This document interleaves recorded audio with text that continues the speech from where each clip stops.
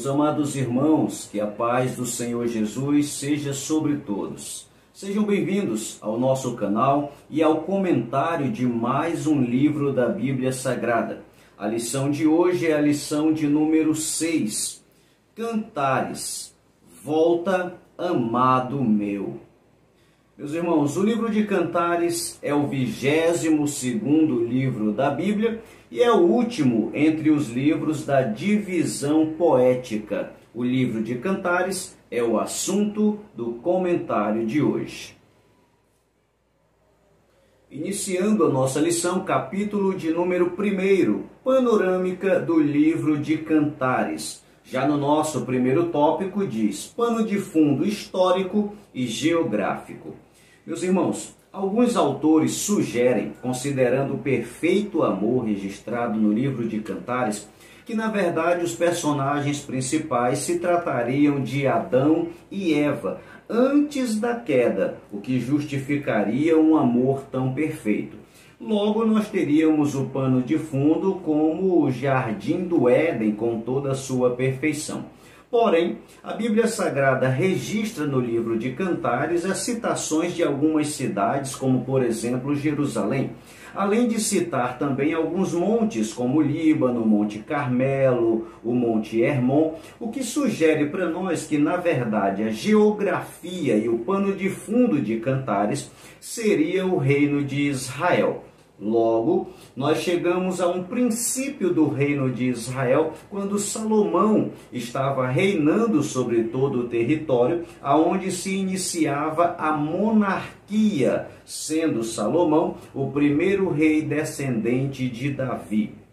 Meus irmãos, o texto também sugere a presença de jardins, de bosques, de flores, de lindas paisagens, como pano de fundo para esta história. O que nos sugere também que havia muita paz, e havendo espaço para a poesia, havia então muita alegria e satisfação em todo Israel.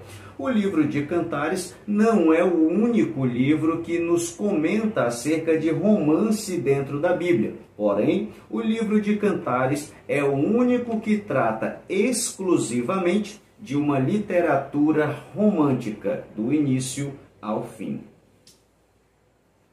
Temos aí à nossa frente, meus irmãos, os personagens principais da história. Primeiro nós temos aí o nome Sulamita.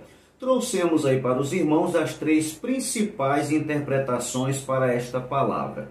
Primeiro, Sulamita é o nome próprio da amada de Salomão, ou seja, é o nome da personagem. Segundo, não o nome, mas sua origem. Por ela ser mulher de Sulém, por isso ela era chamada de Sulamita. Se considerarmos o nome Sulamita como uma origem, nós temos uma variante no hebraico semita, que Sulém seria a mesma Sunem, o que permite que a personagem seja reconhecida tanto pelo nome de Sulamita, como também pelo nome de Sunamita. E por causa desse reconhecimento de Sunamita, alguns intérpretes acreditam que a jovem Sunamita seria, na verdade, a jovem Abisag, que é aquela jovem que cuidou de Salomão na sua velhice, conforme está registrado em 1 Reis, capítulo 1, do verso 2 e do verso 4. Mas isso é apenas suposição. Em terceiro lugar, o nome Sulamita seria um título e não o nome da personagem propriamente dito. Seria então o título significando mulher de Salomão, esposa real ou rainha.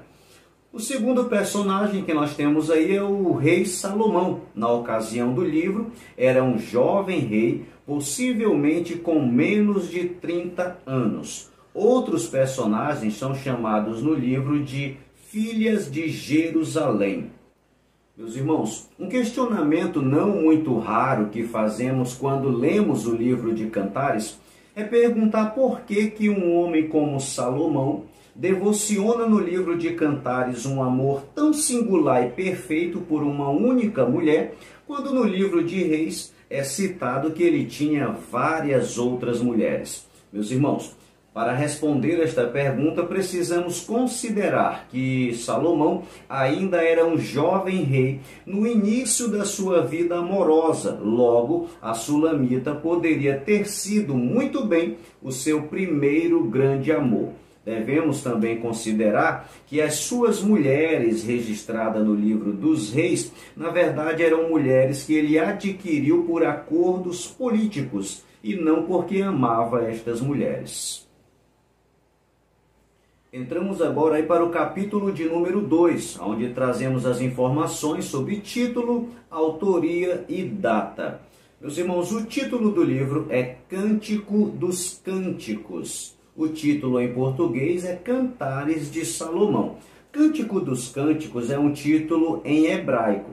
Esse título sugere uma exaltação a este cântico, como o mais excelente entre todos os cânticos, ou o maior entre todos os cânticos. Essa expressão, Cântico dos Cânticos, é similar aos títulos Santo dos Santos, Rei dos Reis, Senhor dos Senhores, ou seja, ele é um entre muitos. Considerando o registro de 1 Reis 4:32, a Bíblia diz que Salomão escreveu 1005 cânticos. Então, os cânticos registrados no livro de Cantares é o cântico no meio dos 1005 cânticos, ou seja, é o principal entre todos eles. Nós temos aí na sequência a autoria de Cântico dos Cânticos, que é de Salomão. Cantares 1:1 já nos traz a referência de quem seria o autor deste extraordinário livro. Mais embaixo nós temos o tempo dos fatos. Temos aí a linha de tempo com o registro de todos os livros históricos e também do Pentateuco no Antigo Testamento. E o registro do livro de Cantares estaria no livro de Reis, mais propriamente dito em 1 Reis, onde nós temos o registro da história de Salomão. O livro de 1 Reis, ou o reinado de Salomão na época do livro de Cantares, seria entre o ano 970 e 950 a.C. O livro de Cantares, ele é lido pelos judeus na festa da Páscoa. Temos aí agora, meus irmãos, um esboço do livro de Cantares que facilita a nossa compreensão do livro como um todo. Nós temos aí as divisões e esse esboço traz as seguintes divisões. Primeiro, o namoro. Segundo, o noivado. Terceiro, o casamento. Quarto, um sonho que causa inquietação. Elogiando a beleza da noiva. O meigo apelo da noiva. E o poder do amor. Cada uma dessas divisões tem aí a sua respectiva referência bíblica. Isso daí é uma colaboração da Bíblia de Estudo de Aplicação Pessoal com uma alteração que nós fizemos particularmente. Olha só o texto ao lado. Cantares é uma canção de amor que honra o matrimônio, porém tem sido criticado por causa da linguagem sensual empregada pelo escritor. Contudo, a pureza e a santidade do amor, do sexo e do casamento estão aqui definidos no objetivo de orientar o casal a honrarem a Deus enquanto desfrutam um do outro. Iniciamos agora o capítulo de número 2, as interpretações do livro de Cantares. Meus irmãos, o livro de Cantares não é um livro fácil de ser compreendido, uma leitura rápida não favorece a compreensão e a interpretação deste livro, a forma de aplicá-lo também não é nada fácil. Ao longo de toda a história da igreja e também dos judeus, do judaísmo, houveram sempre muita dificuldade para chegar a uma determinação da forma correta de se interpretar este livro. Neste nosso comentário, nós trazemos as 3 principais interpretações. A primeira interpretação que temos, meus irmãos, é a interpretação alegórica. Esta seria a interpretação do povo hebreu. Meus irmãos, nós temos um homem, temos também uma mulher, e a aliança entre estes dois personagens é o amor. Esta é a história registrada no livro de Cantares. Os rabinos hebreus entenderam ou interpretaram este livro como sendo o homem uma representação de Deus, a mulher uma representação de Israel, e o amor que os une seria a aliança de Deus entregue a Moisés no Monte Sinai. O livro então revela o amor de Deus para com a nação de Israel através da aliança da lei.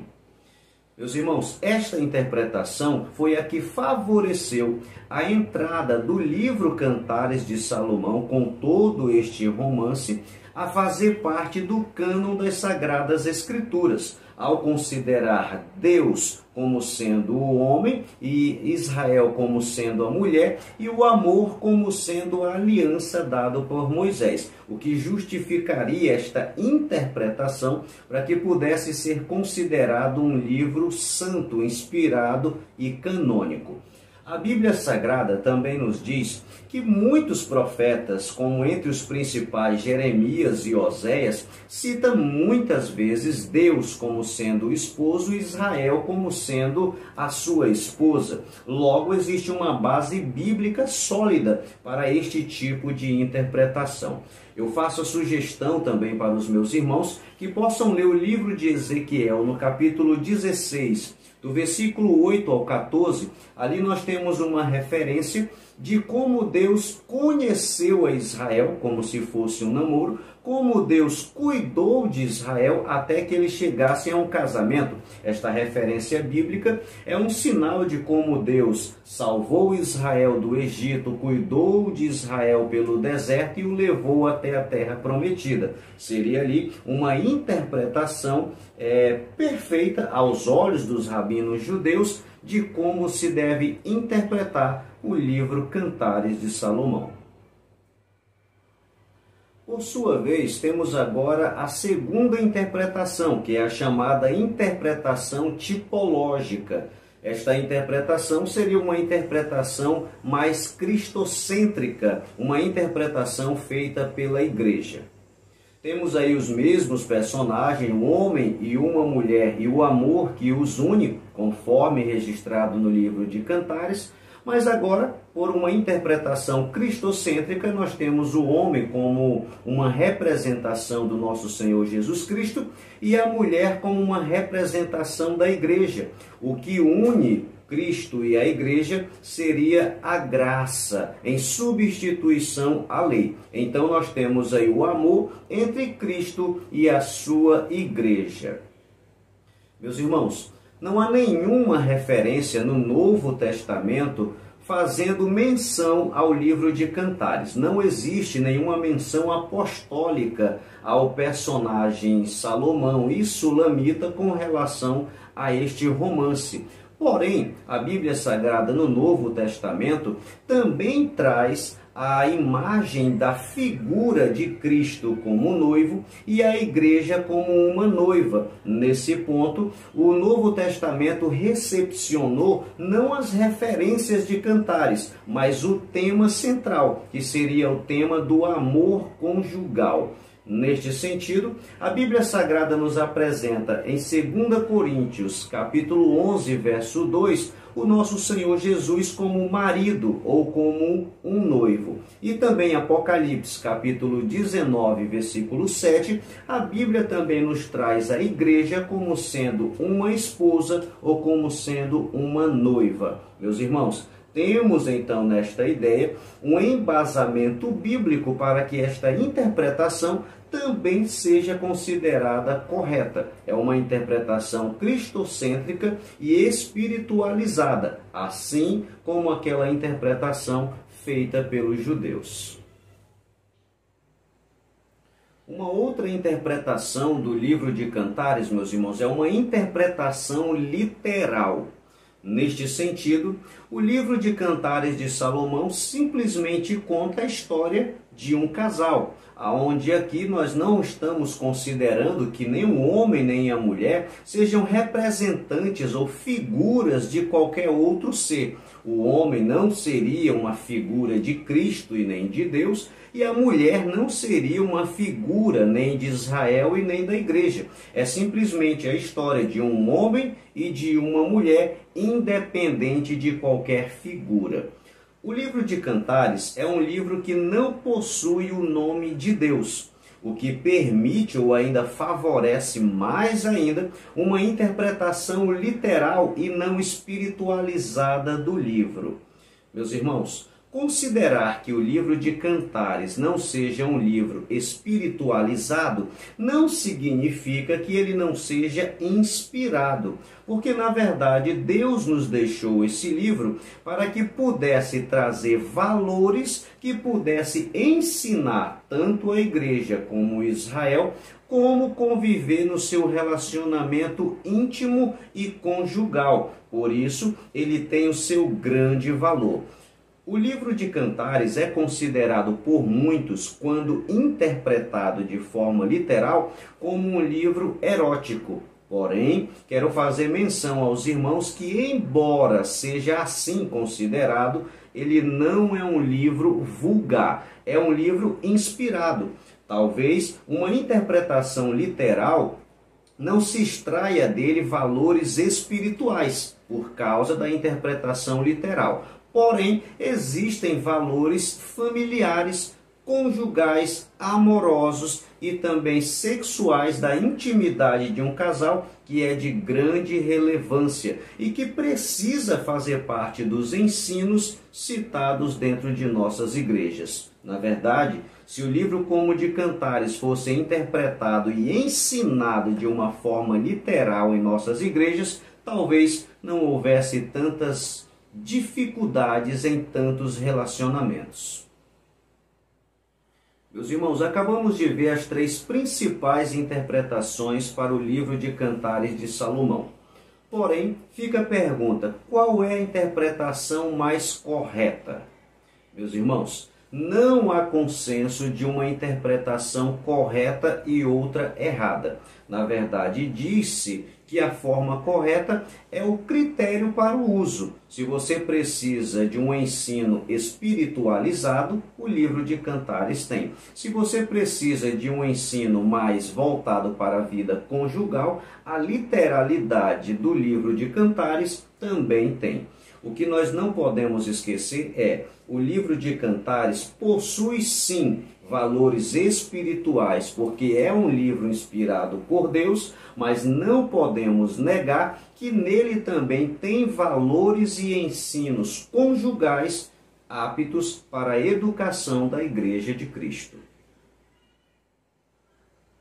Meus irmãos, independente da interpretação do livro de Cantares, é interessante nós notarmos que existia uma perspectiva no olhar de cada um que diferenciava a forma como eles viam o seu cônjuge. A mulher, quando olhava para o homem, lhe comparava a construção de uma fortaleza, uma construção forte, dando a entender que a mulher vê no homem a coragem, a proteção, a segurança, que são valores que toda mulher espera que o seu marido possa lhe oferecer. O marido, por sua vez, quando via sua esposa, lhe comparava com um belo jardim, dando a ideia de bela, dando uma ideia de cheirosa, dando uma ideia de delicadeza, o que também talvez seja o que cada marido deseja ver em sua esposa. O livro de Cantares nos apresenta diferentes atitudes, tanto para o homem quanto para a mulher, como podemos ver em nossa tela. Atitudes do esposo. Olha só o que o esposo fazia aí em favor da sua amada. Ele era um elogiador, ele investe na beleza da sua esposa, ele sempre dá preferência a ela, ele era sempre romântico, conhece detalhes da sua amada e desejava ardentemente a sua esposa. Em contrapartida, nós temos aí a reação da esposa frente às atitudes do esposo. Olha só essas referências. Beije-me ele com os beijos da sua boca, porque melhor é o teu amor do que o vinho. Suave é o aroma dos teus perfumes. Eis que és formoso, ó amado meu, e também amável. O meu amado é meu e eu sou dele. Sua boca é muito suave, ele é totalmente desejável. Meus irmãos, esses textos ensinam para nós que se o homem amar a sua mulher de uma forma que a mulher mereça, haverá também um retorno, uma reação positiva da esposa frente ao amor positivo e amável do seu marido. Iniciamos agora o capítulo de número 3, que fala sobre as 3 etapas da história de Cantares. Seguindo a orientação didática da nossa lição, as 3 etapas do livro de Cantares são divididas da seguinte forma. Meus irmãos, a primeira etapa é a etapa do namoro. No namoro nós temos o conhecimento entre o casal, é a fase do conhecimento entre os dois. A Bíblia Sagrada nos diz que a Sulamita foi mandada pelos seus irmãos para trabalhar na vinha debaixo do sol, porque os seus irmãos estavam indignados com ela. Mas foi nesta ocasião desfavorável para a Sulamita que ela encontrou-se com um pastor de ovelhas e ela sentiu-se muito interessada por ele. A Bíblia Sagrada diz que ela começa a fazer perguntas ao pastor. O pastor não lhe responde as perguntas, porém lhe faz diversos elogios. No final da conversa entre os dois, o pastor já chamava a Sulamita de meu amor e a Sulamita já chamava o pastor de o meu amado. Meus irmãos, assim como o rei Salomão se disfarçou de pastor quando conheceu a Sulamita, assim o nosso Senhor Jesus não usurpou ser igual a Deus, mas esvaziou-se de si mesmo, assumindo a forma de servo para encontrar a cada um de nós a nossa semelhança. Assim como a Sulamita, que também estava vivendo tempos difíceis trabalhando debaixo do sol, a humanidade também viveu as intempéries que a vida oferece e as diversas situações de tristeza que o mundo pode oferecer para o ser humano, até o momento em que o ser humano conheceu o profundo amor de Deus em Cristo Jesus. O amor do Deus Rei por nós, a humanidade, é tão grande que esse amor nos constrange a também amá-lo, porque ele nos amou primeiro. Na segunda etapa, meus irmãos, entramos agora para a etapa do noivado. Já passado aquela primeira emoção de conhecer o seu amado, entra agora para as segundas emoções, que é o desejo de viver com o seu amado, de dividir a vida com ele. Este espaço de programação e organização se dá no período do noivado. Meus irmãos, a Bíblia Sagrada nos diz que o desejo da Sulamita era que o seu noivo voltasse. Isso está registrado no capítulo 2 e verso 17, que ela diz: volta, ó amado meu. E no capítulo 3 e versículo 1 diz a Bíblia que ela buscava encontrar o seu noivo novamente. O desejo de estar junto é o mesmo desejo que hoje a igreja tem de morar no céu junto com o seu Senhor. Nós somos também na Bíblia considerados como as noivas de Cristo. E assim como as noivas prudentes da parábola das 10 virgens, nós não sabemos o dia que ele volta, mas devemos estar preparados. Assim como o noivo dá uma aliança para a sua noiva como sinal de compromisso, o nosso Senhor Jesus nos deu o Espírito Santo para que através dele todos os dias pudéssemos lembrar: temos um compromisso com Deus e o nosso lugar não é aqui. A Bíblia Sagrada diz: o Espírito e a noiva dizem: vem. Ora vem, Senhor Jesus. Chegamos agora, meus irmãos, na última etapa, que é a etapa do casamento, aonde o casal juntos dividem a vida a dois. Meus irmãos, aquele que era um simples pastor no livro de Cantares, agora volta com a majestade dos reis, com uma coroa em sua cabeça, sendo seguido por um exército ao seu lado, montado em uma carruagem adornada com ouro, prata e púrpura, encontra sua noiva e aquele encontro sela o casamento dos dois. Meus irmãos, assim como a história é retratada em Cantares, assim também virá o nosso Senhor com poder e com grande glória. Assim como o relâmpago que sai do Oriente e se mostra no Ocidente, assim será a vinda do Filho do Homem. O nosso Senhor, ele veio primeiramente como um simples homem, mas voltará como um grande Deus. Ele veio para servir, mas quando ele voltar, ele não será mais servo, mas será o grande rei dos céus e da terra. Aquele que morreu como um cordeiro, voltará como um leão, e a sua volta será o som da trombeta dos arcanjos. Os anjos estarão ao seu lado lhe rodeando e dando uma visão de grande glória. Este momento é o casamento da igreja com o nosso Senhor Jesus Cristo.